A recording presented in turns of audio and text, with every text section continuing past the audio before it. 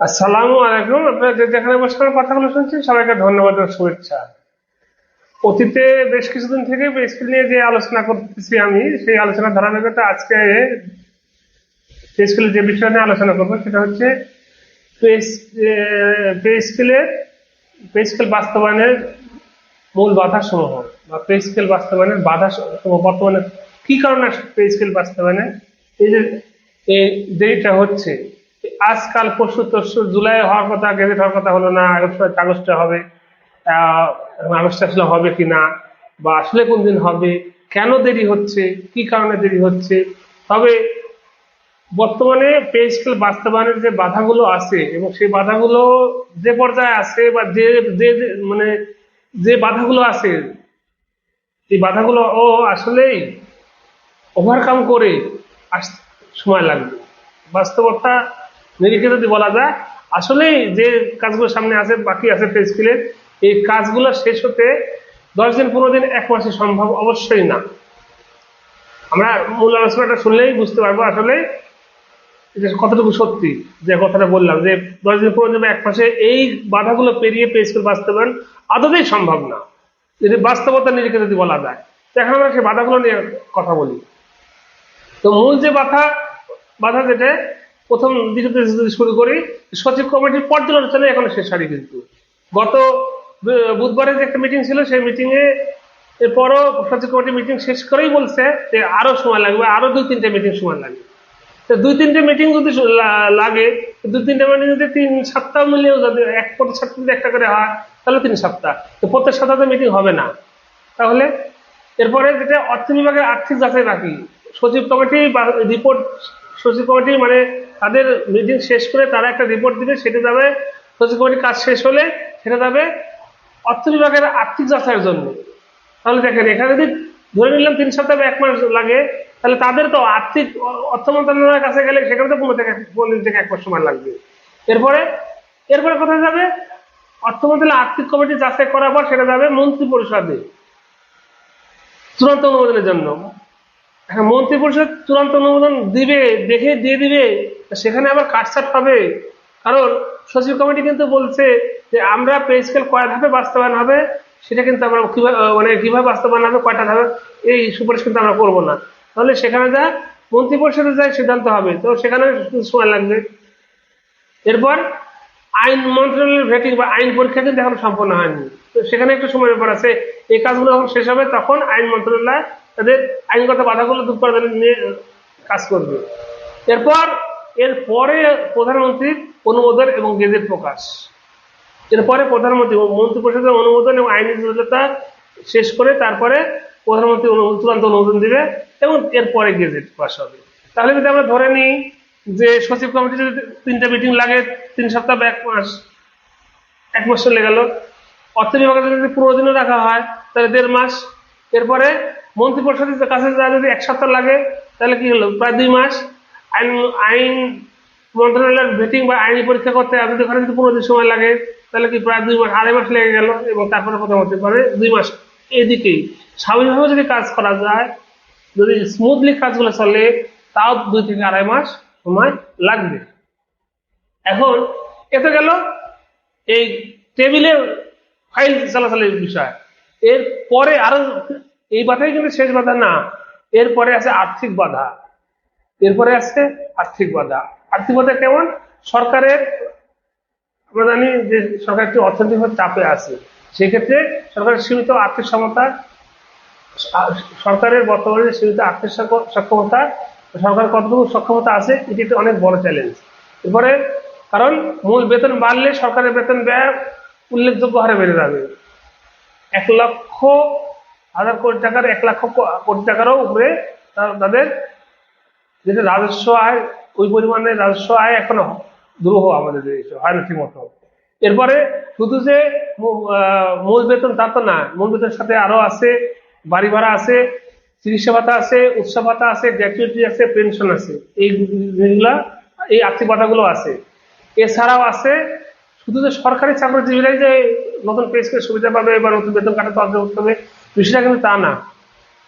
সরকারি চাকরিজীবীরা আছে 22 লক্ষ, 20 থেকে 22 লক্ষ। এর ছাড়াও আছে স্বায়ত্তশাসিত প্রতিষ্ঠান, আধা শাসিত প্রতিষ্ঠান, রাষ্ট্রায়ত্ত প্রতিষ্ঠান এবং এমপিভুক্ত শিক্ষা প্রতিষ্ঠান।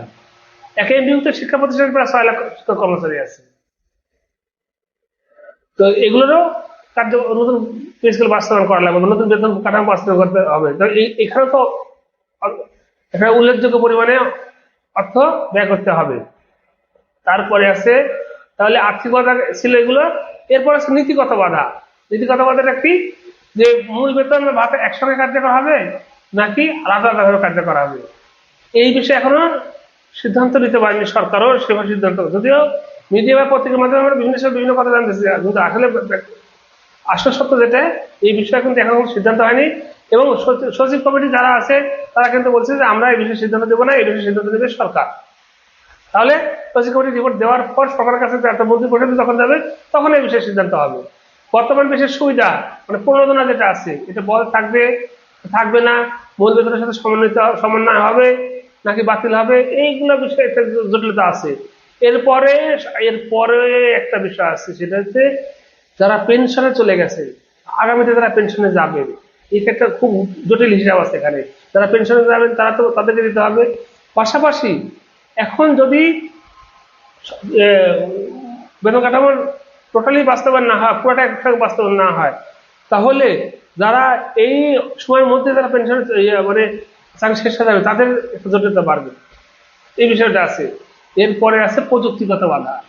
এখন আমরা তো সবাই জানি বর্তমানে সরকারের থেকে শুরু করে স্বায়ত্তশাসিত আধা স্বায়ত্তশাসিত সবগুলো সংস্থারই বেতন কিন্তু এখন আগেকার মতো হাতে লিখে হাতে তৈরি করা বেতন ব্যবস্থা প্রচলিত নাই। এখন সব আইবাসের মাধ্যমে, অধিকাংশগুলোই আইবাসের মধ্যে। এই বেতন শিক্ষক কর্মচারীদের একাংশের বেতন স্কুলের কলেজের বেতন কিন্তু আইবাসের দ্বারাই হচ্ছে।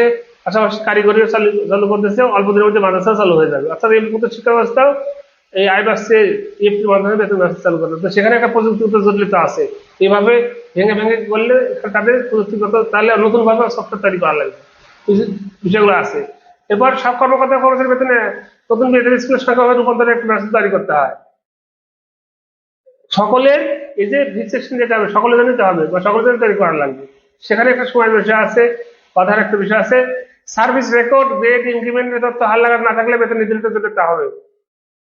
কখন থেকে এটা চালু হচ্ছে, কিভাবে চালু হচ্ছে, কে কোন সুবিধা পাচ্ছে, আর কতটুকু ইনক্রিমেন্ট, কয় বছর ইনক্রিমেন্ট, এই বিষয়গুলো একটা গুরুত্বপূর্ণ একটা বিষয়। এখন নতুন পে স্কেল বাস্তবায়নের জন্য আলাদা কোনো আইবিএস সার্কুলার জারি করা হয়নি, মানে যে আইনি বিষয় যেটা সেটা কিন্তু জারি করা হয়নি নতুন বেতন কাঠামো করার জন্য। এরপর আছে বাস্তবায়ন সংক্রান্ত উদ্বেগ। ধাপে ধাপে বাস্তবায়ন হলে কর্মচারী পে স্কেল পুনঃ তাৎক্ষণিক পাবেন না বিষয়, কিন্তু বাজার ব্যবস্থা, মূল্যস্ফীতি ধাপে ধাপে হবে না। মূল্যস্ফীতি যখনই পে স্কেল দেবে তখনই মূল্যস্ফীতি ঘটবে, এগুলো একটা গুরুত্বপূর্ণ বিষয়। নিম্ন গ্রেডের কর্মচারীরা তো বেতন কম বাড়বে, তো তাদের পে স্কেল সুবিধা যদি সকল সুবিধা যদি না পায়, তারা পে স্কেল পূর্ণ সুবিধা যদি না পায়, তাহলে তাদের কিন্তু তাদের একটা বড় ধরনের তাদের সমস্যার সৃষ্টি হবে। এরপর অবসরগত কর্মকর্তা কর্মচারীদের মধ্যে সুবিধার বৈষম্য তৈরি হওয়ার আশঙ্কা রয়েছে। এটা যদি বাস্তবায়নের যে চ্যালেঞ্জটা আছে, এটা যদি খুব ভালোভাবে হ্যান্ডেল করা না যায়, আমি আবারও বলতেছি, বাস্তবায়ন পে স্কেল বা নতুন বেতন কাঠামো বাস্তবায়ন, এটা যদি খুব ভালোভাবে হ্যান্ডেল করা না যায়, এটা নিয়ে খুব ঝামেলা তৈরি হবে, বিশেষ করে পেনশন ভোগীদের জন্য বিশাল একটা ঝামেলা তৈরি করবে। কারণ অনেক পেনশন ভোগী আছে যারা বাড়ি ভাড়া পায় শুধু, তারা পেনশনে হ্যান্ড ওভার করে আসে, পেনশন যেটাকে বলে বিক্রি করে দিয়ে আসে, হ্যান্ড ওভার করে দিয়ে আসে বলে কিন্তু তারা পেনশন টাকাটা পায় না, তারা শুধু বাড়ি ভাড়ার টাকা পায়, বা পাইলে অল্প বাড়ি ভাড়ার টাকাটা পায়। তো বাড়ি ভাড়া যদি এখন না বাড়ে তাহলে কিন্তু তারা কিন্তু বেশ সুবিধা পাচ্ছে না, বা বাড়ি ভাড়া পাচ্ছে, চিকিৎসা ভাতা পায়। এই যে বিষয়গুলো আছে, এখন যদি আমরা সংক্ষেপে যদি বলি, পে স্কেলের মূল বাধা যেগুলো, পে স্কেলের বাস্তবায়নের মূল বাধা হচ্ছে তিনটি। একটি হচ্ছে আর্থিক চাপ ও সরকারের অর্থায়নের সক্ষমতা, মন্ত্রিসভা অন্যান্য প্রশাসনিক আইন অনুমোদনের প্রক্রিয়া সম্পূর্ণ না হওয়া, আইবাস প্লাস প্লাস সফটওয়্যার এই তথ্য হালনাগাদের প্রস্তুতি সম্পূর্ণ না হওয়া, এই বিষয়গুলো, এই তিনটে সমস্যা। এখন আমরা যে পে স্কেল আলোচনা করলাম, এখন এই আলোচনা এইগুলো বাস্তবিক অর্থে এই বাধাগুলো আছে। এখন এর সাথে একটা বাধা, আরো কিছু বাধা আছে, সেটা হচ্ছে কিছু চক্রান্ত আছে, কিছু ষড়যন্ত্র আছে। একটা পক্ষ যাচ্ছে বিভিন্ন ভাবে যাতে এটা ডিলে হয়, ডিলে করে এখানে ঘোলাবাড়িতে মাছ শিকারের একটা চেষ্টা আছে। সরকার চাচ্ছে যদি একটু দেরি করে দিয়ে এটা টেনে হিসেবে যদি জানুয়ারিতে নিয়ে যাওয়া যায় তাহলে 6 মাস দেওয়া লাগবে না। নানান ধরনের আমলাতান্ত্রিক জটিলতাও যেমন আছে। সরকারের কিছু আর্থিক অক্ষমতার কারণে সরকার এখান থেকে কিছু রিলিফ চাচ্ছে। সেটা সঙ্গত অসঙ্গত যেটাই বলেন, সেটা সামনাসামনি বলেন আর ব্যাকগ্রাউন্ড থেকে বলেন, সরকার কিন্তু চাচ্ছে, নীতিগত ভাবে চাচ্ছে, বা যদি সরকার এটা প্রকাশ করতেছে না, কিন্তু সরকার চাচ্ছে এটা রিলে করে যত সামনে আগানো যায়। পাশাপাশি আবার এই যে আইএমএফ থেকে একটা চাপ আছে, এবং এই আইএমএফ চাপটাকে পুঁজি করে সরকার এখানে আবার কোনো খেলা খেলা কিনা, এটা একটা বিষয় আছে। তো আর ওই যে বললাম, একটা কথা বললাম যে আমলা সচিব যাতে প্রথম থেকে এর পিছনে লেগে আছে, কিভাবে তাদের মতো করে, কিভাবে আমি আবার বলছি, কিভাবে তারা তাদের মতো করে পে স্কেলটা ঘোষণা করা যায়। এবং শুধু এই কারণেই অত অন্তর্বর্তীকালীন সরকারের সময় তারা পে স্কেলটা বাস্তবায়ন করতে দেয়নি, ডিলে করাইছে। তো যদি কারণ ওই সময় বাস্তবায়ন হলে তারা তাদের মতো করে, তাদের ভাগটা তারা তাদের মতো করে বাস্তবায়ন করতে পারতো না, কারণ তারা রাজনৈতিক সরকার ছিল না, তারা তার কথা শুনতো না। আর এই জন্য তারা এই বিষয়টা টেনে হিসেবে রাজনৈতিক সরকার বলে নিয়ে আসছে, তাদের মতো করে, যাতে তারাই উপকারটা যেন বেশি হয়, সেটাকে বজায় রাখার জন্য তারা রাজনৈতিক সরকার বলে টেনে আসছে। তো এই যে আমি যে কথাগুলো বললাম, আপনারা শুনে বা আপনারা বুঝে আমার সাথে একমত হতেও পারেন, নাও হতে পারেন। তবে আমি যে কথাগুলো বললাম, কথাগুলো যে একবার অযৌক্তিক আমার মনে হয় না।